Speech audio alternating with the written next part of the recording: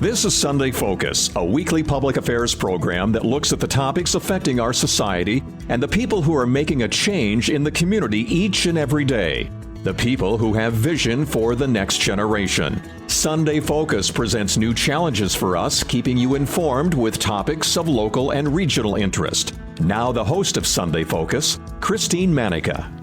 Good morning. Coming up on this edition of Sunday Focus, I'll talk with the CEO of the Helpline Center here in Sioux Falls, Janet Kittams. There's been a lot of exciting changes happening within the Helpline Center. For one, the 211 number is a statewide number coming up on its year anniversary. The Helpline Center just moved into a new building, and there is a new nationwide number that is launching on Saturday, July 16th called 988. The 988 number is for those who are having emotional distress, suicidal thoughts, and other mental health crises. This number is also used to make others feel comfortable about talking mental health. Janet is going to talk to me about these changes and more. But if you have any other questions, you can always visit the Helpline Center's website at helplincenter.org. All that and more coming up on this edition of Sunday Focus. Hi, I'm Trooper Henry with the South Dakota Highway Patrol. I would like to encourage you to make sure you're utilizing a proper following distance. A good distance is about 1 car length per 10 miles per hour. So at 65 miles per hour, you should have 6.5 car length between your car and the one in front of you. This is a major cause of the crashes in the Sioux Falls area. Please help us combat following too close. Thank you. This message is brought to you by the South Dakota Highway Patrol and Results Town Square Media. Welcome back to another edition of Sunday Focus. I'm being joined over the phone with the CEO of the Helpline Center. This is Janet Kittams. Hey, Janet, how are you?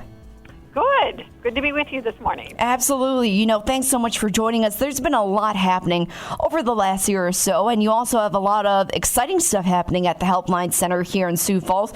But before we get to any of that, let's talk about the Helpline Center itself. Janet, for anyone who isn't aware, please tell us about the Helpline Center. Sure. The Helpline Center is a nonprofit organization. Our main office is located in Sioux Falls, but we do have satellite offices in Rapid City and also in Brookings. We have a couple of core service areas. The first one is our 211 phone number, which people are probably very familiar with. So that phone number is available 24 hours a day, and that's to access information about community resources and also as a point of contact during times of disaster. The second kind of focus area that we have involves our Volunteer Connections program. So we serve as the volunteer center for the communities of Sioux Falls, the Black Hills, and Brookings, and we match people who want to give back and volunteer in those communities with the nonprofits and what opportunities those nonprofits have to volunteer. And then we support and recognize volunteers in the community also. And then our third area is really focusing on suicide and crisis work. So we currently answer the National Suicide Prevention Lifeline, which is a national 1-800 number. We answer that for the entire state of South Dakota. So we are certainly helping people who might be having thoughts of suicide and our family and friends who are concerned about a loved one. But also a part of that programming is we do a lot of support work for survivors or those family and friends who are left behind by a suicide loss. We have support groups and classes and just outreach phone calls and visits to really help them through that journey of that grief process. And then we do a lot of suicide prevention work, doing trainings and outreach services to talk with individuals about how they can help or prevent a suicide from happening. So those are kind of in a broad brush stroke, everything that's going on at the Helpline Center right now. I mean, there's always something happening over there with you guys. In fact, you just had a walk not too long ago. How was that for you? Yes, we just held our 11th annual Step Forward to Prevent Suicide Walk, and it was a beautiful event. We had over 600 people that attended, and really was a nice way to bring awareness to suicide and to talk openly with those folks who have like what we call lived experience. They have had thoughts of suicide themselves or perhaps have made a suicide attempt, and then to also remember and honor those loved ones that we have lost to suicide. So we did a lovely kind of balloon release in honor and memory of those individuals that have been lost. But great turnout, was a wonderful event. That's awesome to hear. Now, how many people would you say benefit from your services at the Helpline Center? You know, Rough number. I should have started off with that. Very rough number. Yeah. Well, you know, it varies every year with how many people's lives that we touch, but definitely over 70,000 people every year that we come in contact with, for sure. Oh, wow. That's awesome. And, you know, part of this growth for you guys, it's a bittersweet kind of thing, too. You're also in a new building, so that has to be exciting. Yes, we made a move just 6 months ago, and we went from 5,000 square feet to 15,000 square feet, so definitely more space for us, but we really needed that. We had been kind of growing and expanding so much over the past 2 years that we just had literally outgrown our other space, and this allows us to continue to add programming as we need over the next couple of years. You mentioned this already, Janet, that the Helpline Center is known to provide various volunteer opportunities, especially when the community faces turmoil. Now, this was really evident during the 2019 floods, the tornadoes, and now there were some new storms and more damage around the Sioux Empire. So between 2019 and even the storms that just happened recently, how did the volunteers from the Helpline Center help out? Sure. So each disaster is a little different on the needs in the community and what we ask for volunteers to respond to. So in some of those cases, it might have been filling sandbags or placing sandbags or helping homeowners move items from a lower level to a higher level in their home if they were concerned that their lower level might be flooded. Some other ways that we had volunteers help is when there's storm damage. There's a lot of cleanup that has to be done, whether that's trees and branches that have to be picked up, or it might have been damage to a home and there just has to be some pickup that's done by the house or the yard. So it's different every single time, but always impressed with the people in the community that step forward to help their neighbors. I'm so thankful for that. Oh, absolutely. So with this past storm, what kind of volunteer work did people do? This past storm was a lot of tree and branch kind of pickup and debris. So we sent teams of volunteers out into the areas of the community that were probably hit the hardest by the wind and really helped those homeowners kind of pick up branches and pieces of trees that had fallen down, and then to haul that debris out to those sites that the city had set up where that debris could be taken to. So really made a difference for a lot of people, especially those that are elderly, disabled, just not physically capable of picking up branch or debris like that and then making the trip out to the debris site. They don't have a truck, they don't have a trailer, so really made a difference with that. What are some other bigger volunteer projects that the community can participate in besides the storm cleanup? Well, the great thing is the Helpline Center sends out a weekly email that has opportunities for that week where people can volunteer. So there's always need for different events that are going on.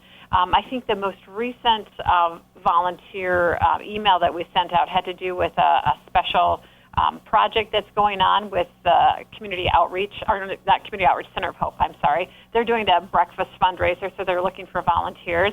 And then speaking of disaster, they're doing a mock kind of disaster drill at the airport, and so they need some folks and volunteers to help out running that mock disaster drill.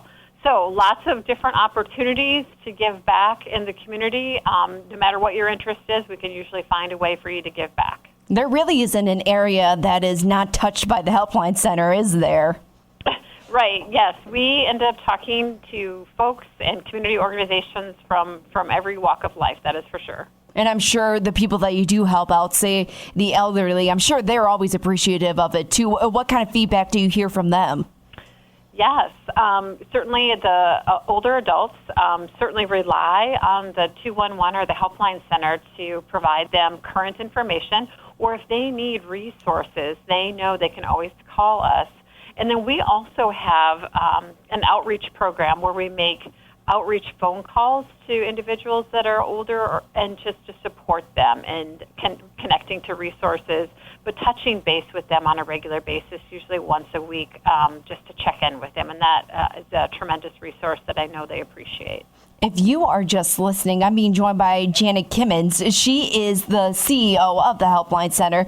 Now, Janet, we already talked about one of the fundraisers, the suicide prevention walk that just happened. But what about some of the other fundraisers and events that happen for the Helpline Center?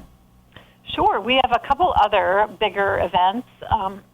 We have one that's coming up in July. It's our golf tournament. It's called the Helpline Open. And so that is obviously teams of people coming out to golf in support of our suicide prevention work that we do. The other large event that we do once a year is called our Spirit of Volunteerism Awards Banquet. We hold that in April during generally around the National Volunteer Week. And so we recognize all these amazing individuals in our community that just give back of themselves so selflessly. And so it's nice to have a day to celebrate them and recognize them during that breakfast. We'll get more into this in a little bit, but how does it feel just to have events come back, like great fundraising events and programs for you guys? You know, always makes a big difference. Just to know that you have that support in the community, that people believe in what the organization is doing, and they support you by coming out, and they support you by giving a donation.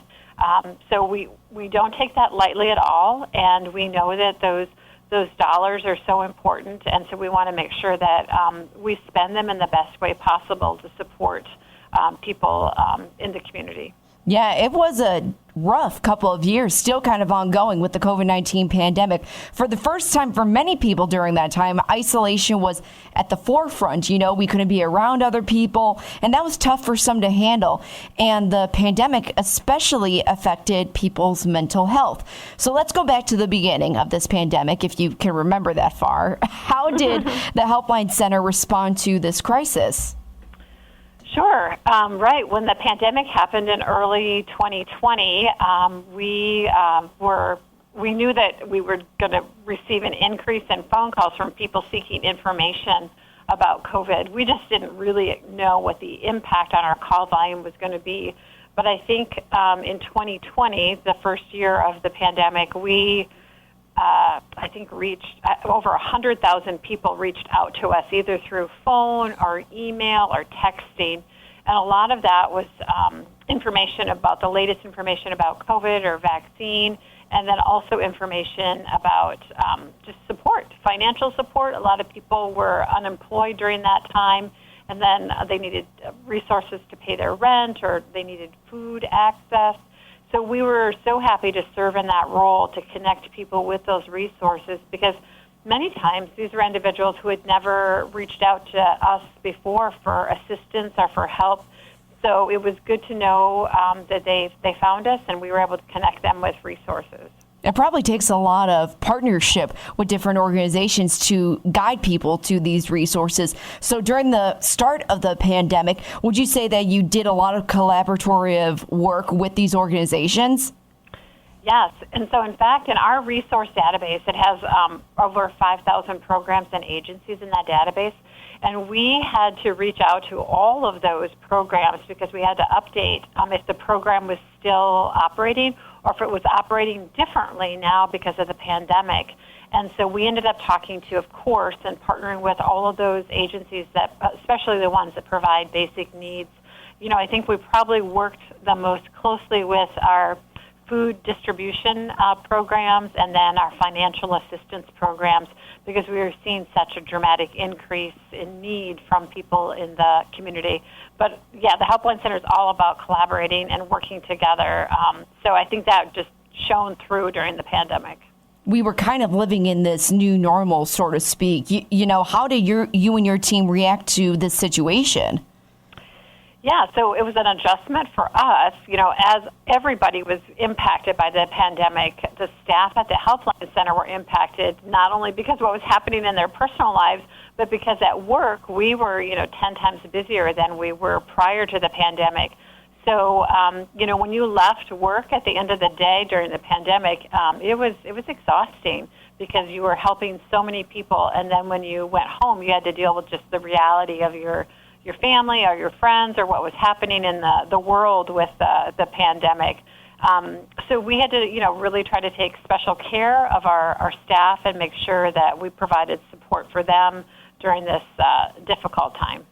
What was the biggest adjustment for you, your team, and just the Helpline Center in general? I think the biggest adjustment was seeing how quickly we could move and adapt to meet the needs in the community.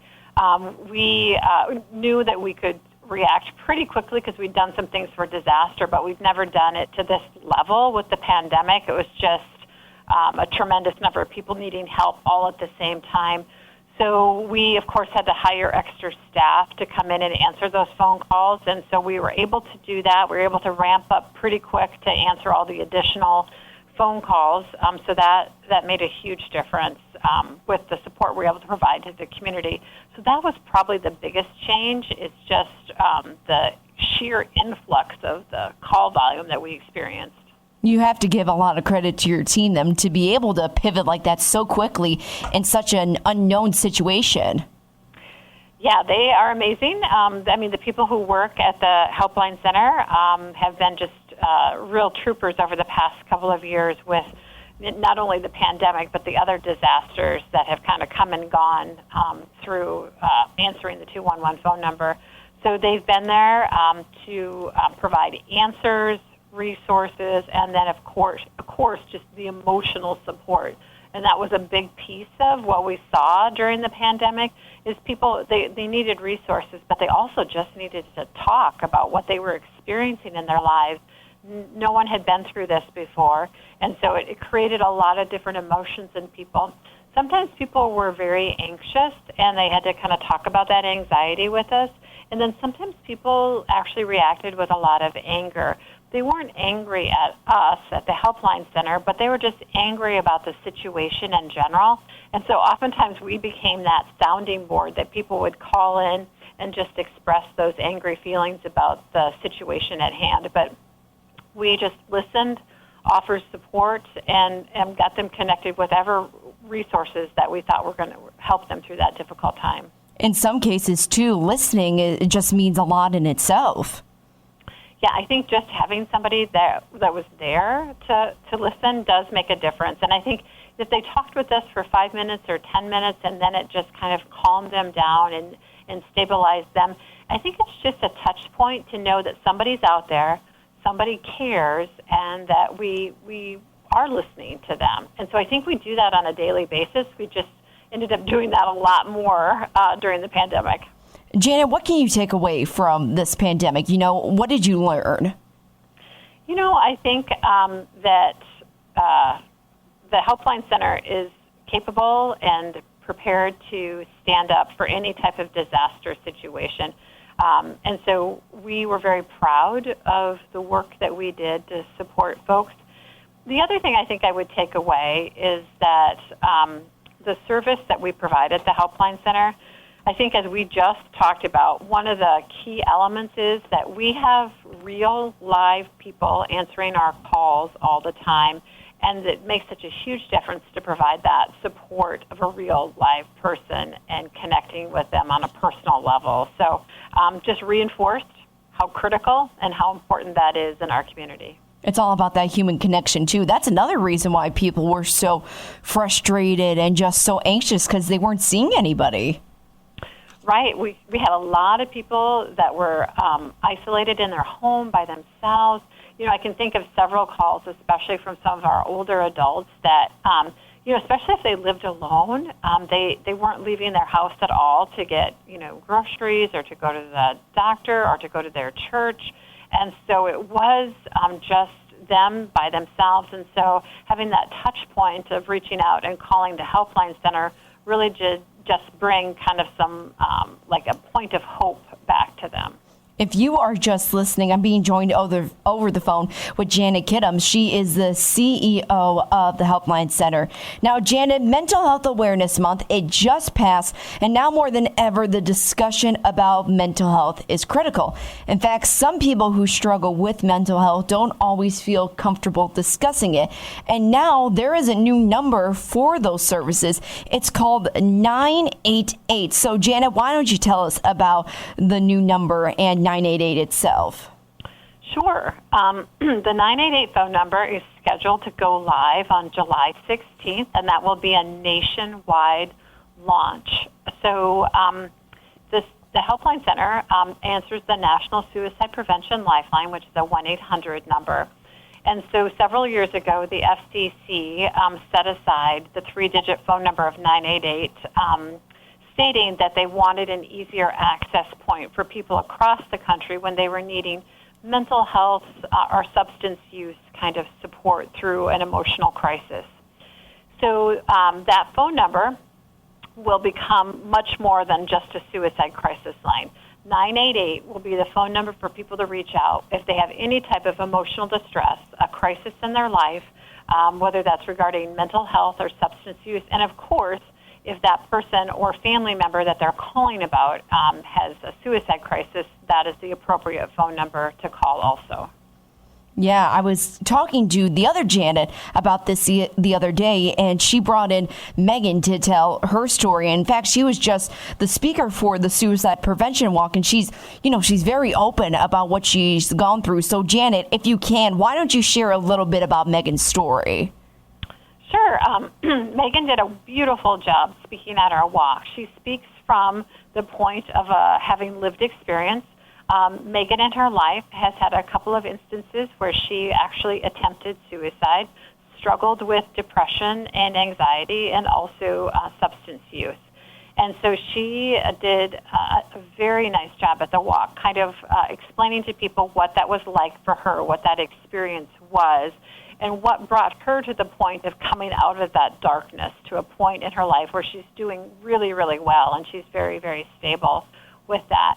And so having somebody to connect with and knowing where you can get help, what those resources are a critical piece of that journey back to healing. So 988 really does represent that for people, that it's an easy-to-remember phone number that hopefully will become synonymous with accessing help and hope for any kind of mental health issue. Mental health is something that is widely discussed about here in South Dakota. So with this new 988 number, how do you think this is going to benefit the state of South Dakota? Yeah, I think it's going to be a tremendous game changer for the crisis response system in South Dakota. In South Dakota, as is true for the rest of the country, when people experienced a mental health crisis, oftentimes they didn't know where to reach out, and so they called 911. The folks at 911 are wonderful people, but their job is to dispatch law enforcement or emergency services or fire response as quickly as possible. And so people in an emotional or suicide crisis oftentimes need somebody to talk with and stabilize them, and they don't necessarily need emergency response, such as a law enforcement officer showing up at their front door.